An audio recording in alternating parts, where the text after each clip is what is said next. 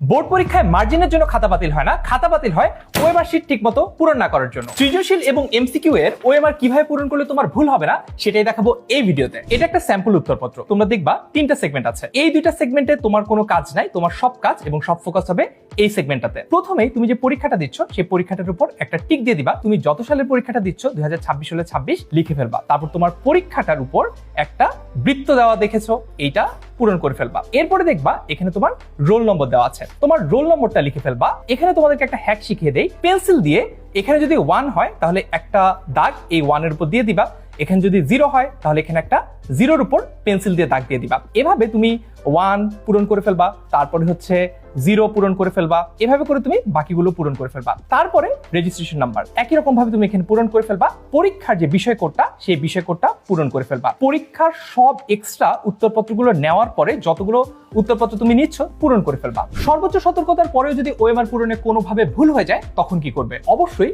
তোমার পরীক্ষা হলের গার্ডকে জানাবে এবং তার নির্দেশিত উপায়ে পরবর্তী স্টেপগুলো ফলো করবে। এবার আসো এমসিকিউর পার্টে। এখানে রোল নম্বরটা পূরণ করবা, রেজিস্ট্রেশন নম্বরটা পূরণ করবা, বিষয় কোডটা পূরণ করবা। তোমার প্রশ্নপত্র যখন দেওয়া হবে তখন দেখবা তুমি কোন সেট পেয়েছো। মনে করো তুমি যদি গ সেট পাও তাহলে এই গটা পূরণ করতে হবে, এখানে লিখতে হবে গ। সঠিকভাবে পূরণ না করো তাহলে কিন্তু তোমার পরীক্ষা বাতিল হয়ে যাবে।